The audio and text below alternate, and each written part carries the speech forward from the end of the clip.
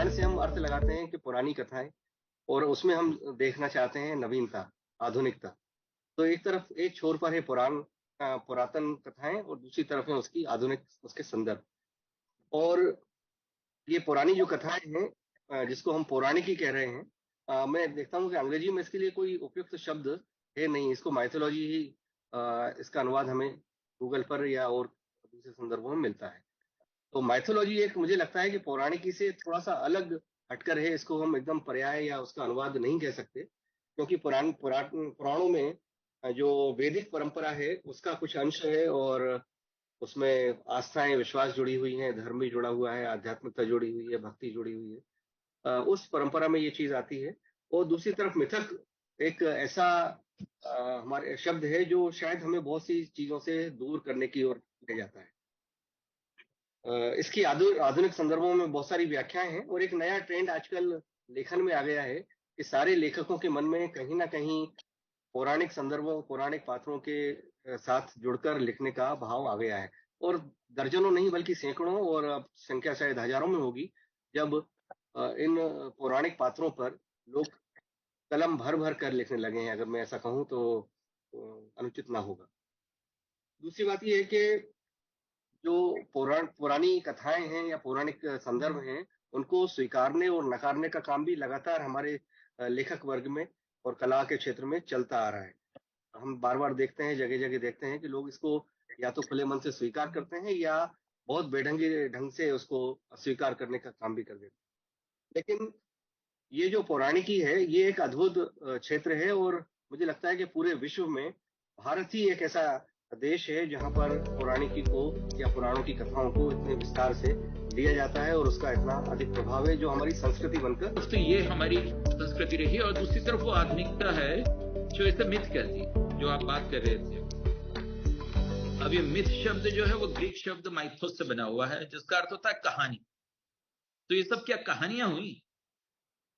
क्या मिथक मिथ्या हैं, या कि उनका सच जो है वो हमारी नजरों से ओझल हो गया, कि हमने माइथोस को जो है लोगों से बढ़ा दिया है, कि सत्य में छुपी कहानी और कहानी में छुपा हुआ सत्य, उनके बीच में हमेशा विरोधी रिश्ते हैं, ऐसा जरूरी नहीं है।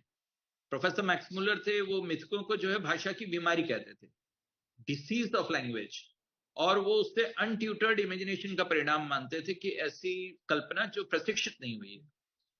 तो इन मिथकों के जो कॉस्मिक मतलब हैं वो हमारी नई पीढ़ी को समझ में नहीं आते, और वो उनको फेस वैल्यू पर लेती है। और जबकि प्रोफेसर C.W. लुईस को यदि मैं याद करूं तो वो कह रहे थे कि मिथक जो है किसी सिद्धांत मात्र को इमेजिनेबल बनाते हैं, आप उसकी कल्पना कर सकते हो। मिथक एक पर्वत है कि जिसमें से विभिन्न धाराएं निकली हैं, और घाटी में पहुंचते पहुंचते सत्य होकर बहने लगती हैं। वो तो रावण जो है, और रावण टाइप लोग जो है, वो पर्वत को तो उठा लेते हैं, लेकिन घाटियों की गहराइयों में नहीं जा पाते। वो इस जो पौराणिकी के मर्म को नहीं समझ पाते, और हमारी सभ्यता भी जो है क्रमशः इन मर्मों के उत्खनन में और इनके भेदन की गहराइयों में कमजोर होती जा रही है। जरूरत है कि इस मर्म के साथ अपने को एंगेज किया जाए। तो मिथ के मूल्य क्या है ये पूछने की जगह ये पूछना चाहिए कि मिथ में मूल्य क्या है। जैसे आप हमास का नाम ले रहे हैं, तो और वो पुराना संदर्भ जो सुंदरकांड का है, कभी आप देखिए कि कितनी सारी चीजें हैं जो उस संदर्भ में सिखाई गई हैं। यानी यदि आप सुंदरकांड में देखते हैं, रामकथा में देखते हैं, तो आपको लगता है कि यदि ये कोई प्रमाण है तो इसका निदान क्या है? निदान ये है कि आतंकवाद को उसके घर में घुसकर मारा। राम जो है राक्षसों के आतंकवाद को एक पल के लिए भी निगोशिएबल नहीं मानते, वे उसे जड़ मूल से उखाड़ने के लिए प्रतिबद्ध हैं। निश्चरहीन करो मही, वो वाली जो बात है ना।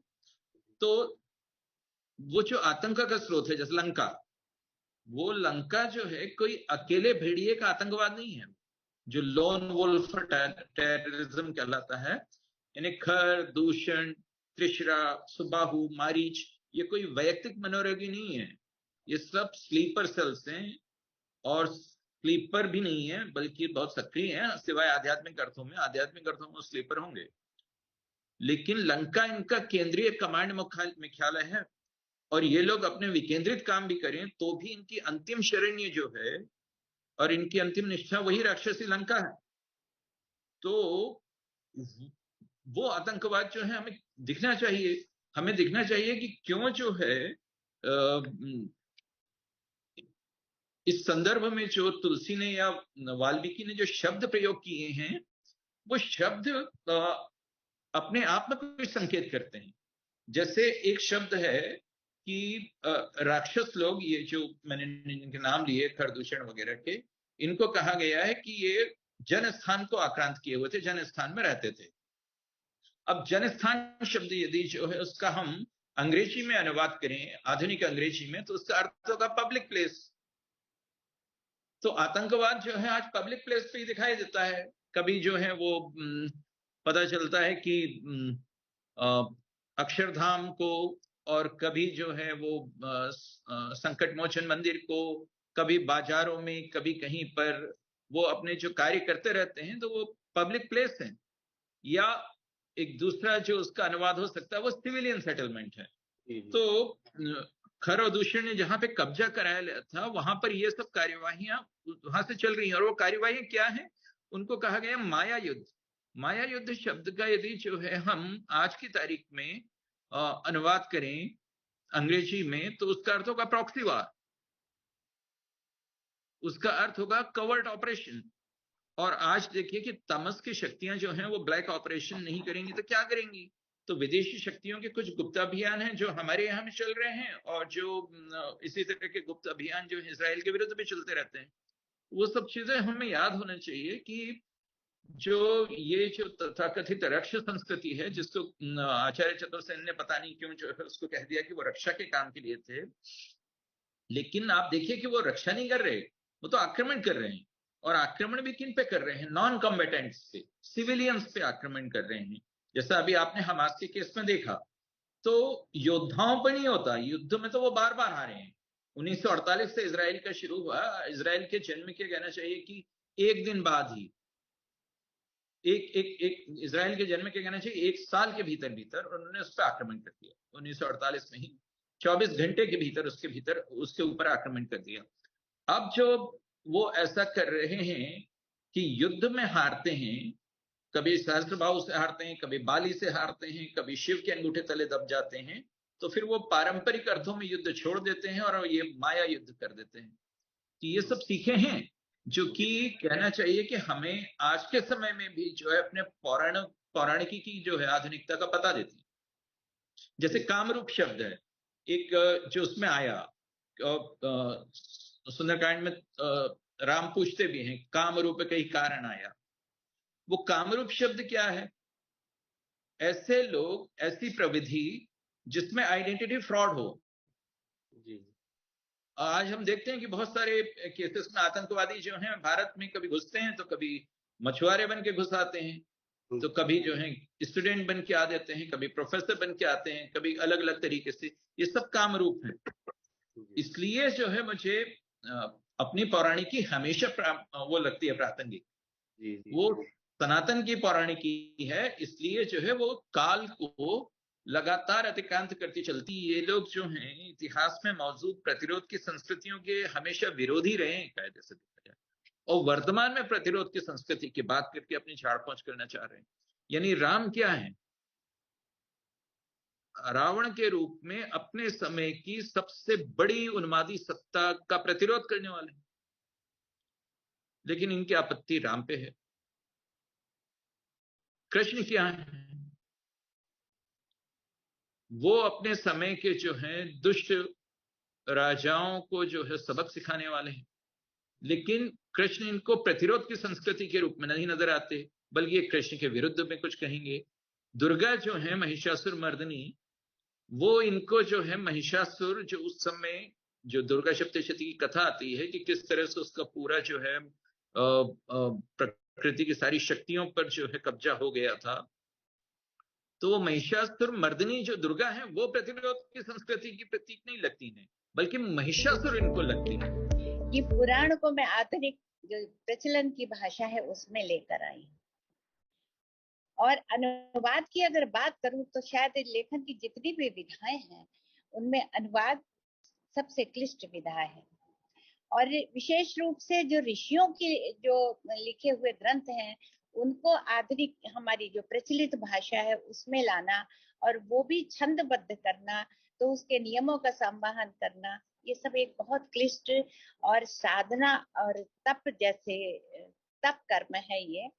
इसमें क्या होता है कि मुझे जो ऋषियों ने कहा, जो ऋषियों ने लिखा, जो ऋषियों के चिंतन में है, उस चिंतन में मुझे अपने चिंतन को ले जाना पड़ता है। एक तरह से ये वैचारिक जो एक यह प्रक्रिया है कि उनके विचारों में प्रवेश करते हैं, और इसे और शब्दों में कहें तो ये एक तरह से उनके वैचारिक देह में मुझे प्रवेश करना पड़ता है। वैचारिक देह भी हमारी, ये तो बात बिल्कुल अलग है, इसको इस पर बोले हम तो बहुत बोलते चले जाएंगे। वैचारिक देह जो है वो उसकी बात कर रहे हैं कि ये जो स्थूल है, सूक्ष्म है शरीर, और जो कारण है, कारण के पीछे वैचारिक है, क्योंकि ये तीन भी कैसे बने, ये तुम्हारे विचारों के कारण बने हैं।